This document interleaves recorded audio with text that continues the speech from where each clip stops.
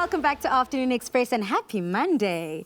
Now, inspiring entrepreneur and content creator Mpoomy Ledwaba has maintained a level head whilst building an impressive career.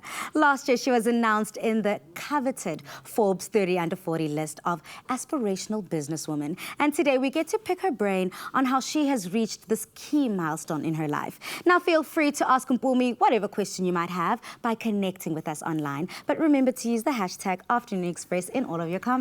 Welcome to the Loft, Mpoomy. Thank you so much. Mpoomy, hashtag Mrs. Mom. Mrs. Mom, yeah. You seem like everything you do it with such passion, with such purpose and drive. Yeah. And same can be said for your career.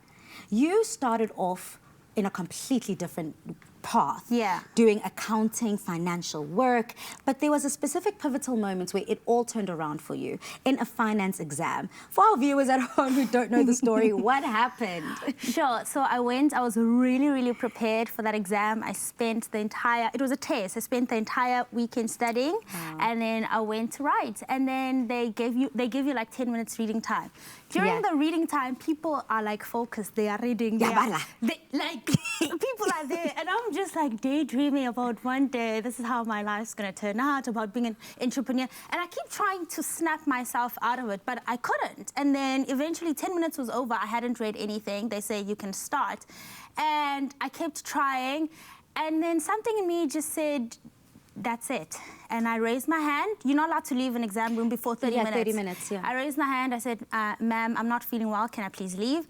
And she said, are you sure? And I said, yeah. And that day, I knew that was it for me. So you literally dropped the mic on the books. You ended it all. How did your parents feel? I can imagine mom and dad were at home saying, we've paid these school fees. Yeah. You're halfway through this degree. Yeah. What now? My gran thought I was demon-possessed. Granny. She was like, the devil is at work here. But I think my parents, my mom kind of knew, but obviously they're parents, so they have to react accordingly.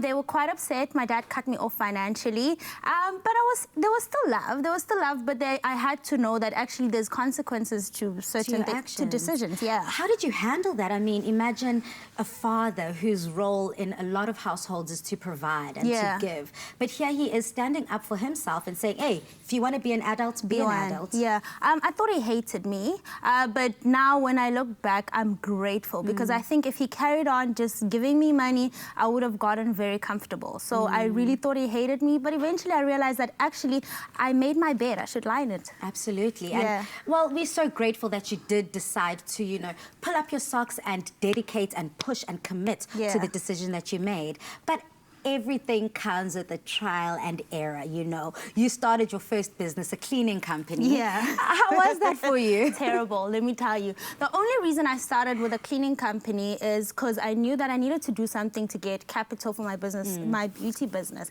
But then my mom was reading some list and it was talking about 5 businesses that you don't need capital to start. And that's how I started the cleaning company. And then by December, I had all these houses lined up to go and clean. And then all the people who worked for me quit. So I was literally on the floor scrubbing people's floors. And that's when I decided, actually, this is not my calling. This and girl, you know that December cleaning is unlike any other cleaning, honey. Exactly, can you imagine? So that was then, I was just like, okay, enough. Okay, but you had to say enough. But I'm sure you learned a lot from that cleaning company. I did. I mean, what are some of the key components that you now use in your nail business that you can say, I attribute it to that learning experience? Passion. You can't start a business if you're not passionate about it, because what happens if people leave the next day? Number one, you have to be passionate about what you're doing. Number two, you need to know exactly what you're working with. Like the reason why I went and studied nail business, not because I'm necessarily creative, but I have to know what's happening in every area of my business. Should someone decide I'm walking out today, I can say, good shot, let me take over and continue. And also a whole lot of persistence. People can be quite tough, especially as a young black woman. Yes.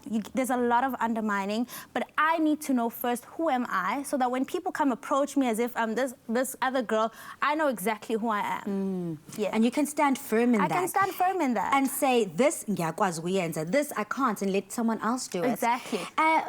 You're affectionately known as Mrs. Mom. Yeah. Now, there's 2 parts in that title. First, you're a Mrs. Yeah. You're somebody's wife. Yeah.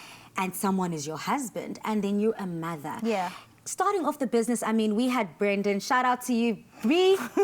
he was on the show like 2 weeks ago. Yeah. And he seems so encouraging of you. And this is seen in the early stages of you building this business. Yeah. How did he help you achieve your dreams and kind of show you that I can do this? A lot. He's one person, I think he believed in me in the beginning more than I believed in myself. I think he brought out a lot of self-confidence in me. You know that person who sees like this person you can never imagine? That's just how he was to me. And when we got married in the beginning of the year, he said, okay, cool, we're here now, we're married, what do you want to do? And I said, I want to go to nail school. And we literally took loans and we took all the money we had and he put me through school. And when I started my business, I was doing house calls. So I'd leave the house at like 6 in the morning, come back at 9 p.m. And in that year, he didn't expect me to be cooking and doing all these things, but he was very graceful and understanding that, hey, I'm actually building a brand and that requires a few sacrifices. Wow. And that is so unique to see because a lot of the time you have the women at home holding it down, taking care of all the domestic chores and work and letting the husband kind of, you know, go earn the keep. But here it's the other way around. Did that play in the dynamic of your relationship anyway? Not necessarily. I think from the time we got married, we already broke so many rules and boundaries. So we defined our own relationship that, hey, it doesn't have to be traditional the way things have always been done. If this is what's working for us now, then this is what it is. Things might change later. We adjust to the changes, but if this is the situation now, this is how we handle it. Absolutely, and you're handling it so gracefully. At home, everyone wants to know a little tidbit from you, entrepreneurial advice and help. We've got Kheti here who says, hey Mpoomy, I'm your biggest fan, and I would like to know, please share some entrepreneurial advice for someone that is venturing into business. I love you so much and keep doing great. Thank you, love. Love you too. Firstly, I think as I shared earlier, it's very important to make sure that you're passionate about what you're doing, number one. Number two, get skilled. You don't necessarily have to get a 3-year degree, but just do short courses, Google research. You always need to know what's happening in your industry. And excellence, let excellence be your brand. Absolutely, and you did that. You were using YouTube to help teach you. So whatever tools you can get from whatever avenues, use it to your benefit. Exactly. Beautiful advice there. Mabato Mary Ann has to ask, to Mrs. Mom, what is one of the important business or entrepreneurial advice that you have for young women who want to become entrepreneurs?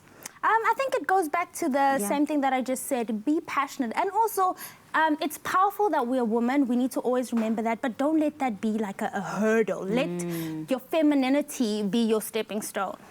I love that. Thank you so much. Not only are you Mrs. Mom, but you have cemented your name as Mpoomy Ledwaba, a strong, independent woman, and we're all taking notes. Thank you so much. Thank you.